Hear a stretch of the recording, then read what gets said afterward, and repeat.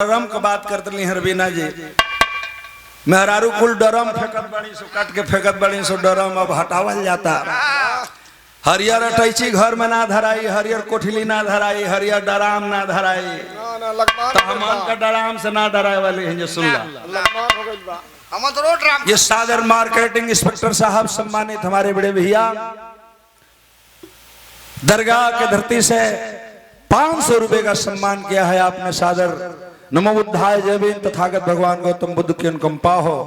सकल भैया लोगों की एक बार सादर अभिवादन। और बिरहा के बहुत सुंदर गायक लंबैया में तने हमहू से बड़ हूं, लेकिन नाव हो छोटे लाल जात रे बड़े लाल। हाँ नाव बड़े लाल होकर चाहिए। अब छोटे लाल तो हर नाव के दिले अभी तोरी घरे चल के हमके पूछे के पड़ी। चला दादा से पूछा थे तो बहुत बहुत अभिनंदन भाई को, बहुत बहुत स्वागत।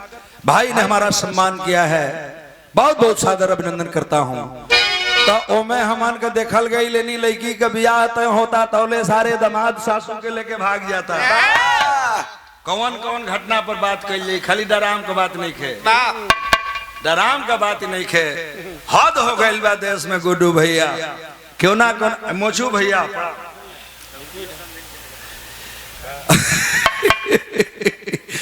इधर रोज होता एमे कोनो बात ना वाले की रोज होत बाटे।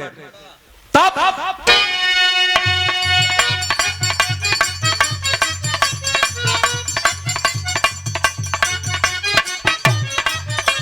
ई कारीगरी है, वही ठेका पर लड़का गीत बदल लस। बड़ा गीत सुनला हलो रवीना से अभी पूछ के गावत रहे हैं कि आचार्य जी पुरान हो गए बड़ा हमारी नियर नया तो गई है ना। लेकिन अगर हम चाहे देव रवीना तो नया का बात कर तड़ू जवन रिलीज नहीं के भैलू हो हम गाई ये लिए कि हम खुदे रिलीज करीला। एकरी खातिर हम लइकैया पर से रिलीज करतनी है लोग जानता तो हम रिलीज करीला। अब जौन रखे रिलीज भैलू हो के गाई, लेकिन वही में है लइकवा गावत सो का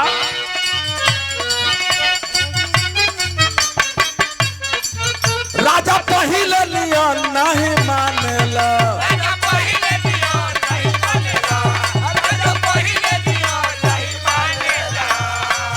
अपना मेहारी के घर लेखा जानेला,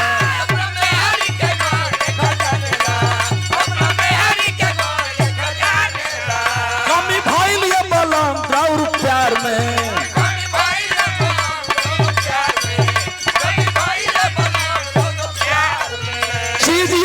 सिंगार के नया नेला।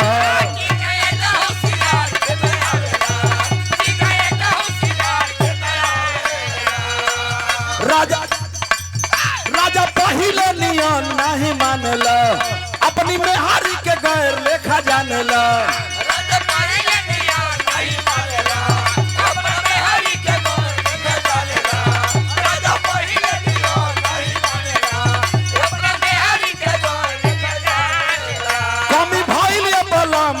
प्यार में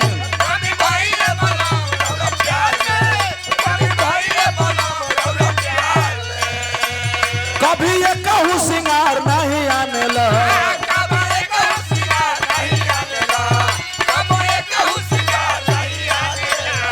अगवा का गौल रहे सिलवट पचुड़िया फोरल जान, अरे सिलवट पचुड़िया फोरलुए जान, तो अपने राजा जी के दिलवा कहे तोड़लुए, अपने राजा जी के दिलवा कहे तोड़लुए जान। तनिषा प्रधान जी का फरमाइश लिया यूट्यूब चैनल का हमार बड़ी चर्चित गीत बा। प्रमोद बाबू जहिया से तू रिकॉर्डिंग शुरू कैला तहिया से हम गावे लगली, न केहू गवैया बिरहा में ना गावत रहल। आई हमार निजी बार अभी नाम कैसेट में तू सुनत हो जरूर, लेकिन वास्तविक में यह धूम बिरहा में खलचल मचाई जौने को प्रधान जी का इच्छा रहोगी। कौन गीत रहे वो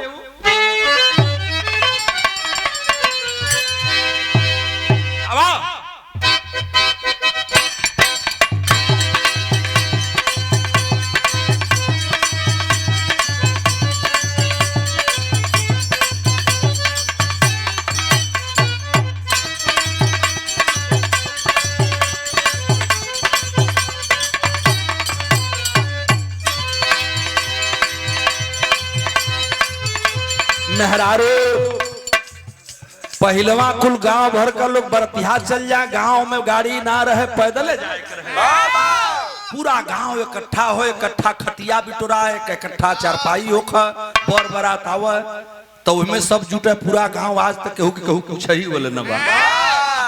एगो कुकुर भोज चलल बा, के खाइल के पियल के आइल के गइल के पूछता, वो जे जाके खा लेगी तो ले पूछे जाता। यही तरह कोनो गांव से बारात गई, में कोनो अस्कितहा रहल मास्टर साहब, अस्कितहा ना रहल, एकदम काहिल रहल। काहिल मने बुझलू जौन बोला बैला कुल थौस जाला परुआ ले पाना दिया पैना पैना मार के ओके चलावल जाला, ओके काहिल कहल जाला। उ ना गइल रहल, मेहरुआ गइल कि तनी देखी कवड़िया बंद बा कि ना हो, दौड़ के गइल तौले तो मड़ई में से लपक के धैल ले। एक गीत में हम गौले रही, कौन लाई रहल?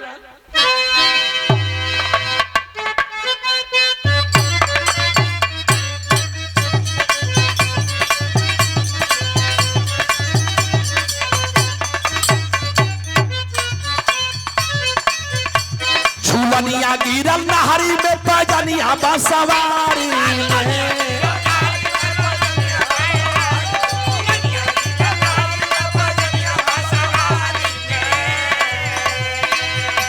झूलनिया गिरल नहरी में पैजनिया बसवारी में, पैजनिया बसवारी में सारे दहिया गिर गइली बदम के अकवारी।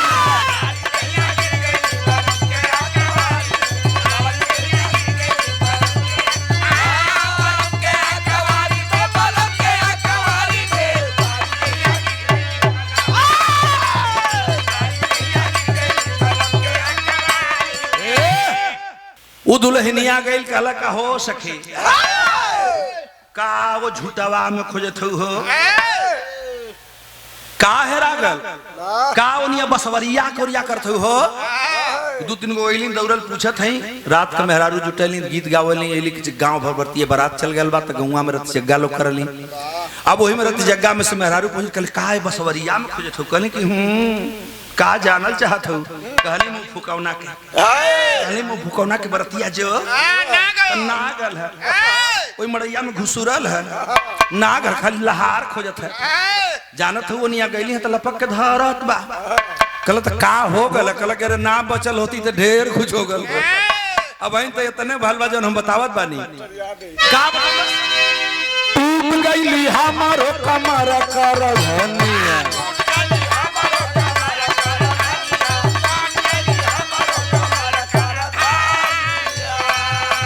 राजा मोरले भैला देख के जुलूम जवानी,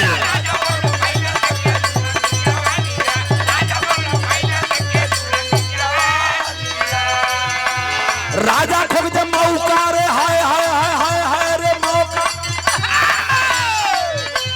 सैया खोजे मौका, हम तो भाग गइली वो सारी में, भाग गइली वो सारी में, सारी देह गिर गइली बलम के अकवारी में।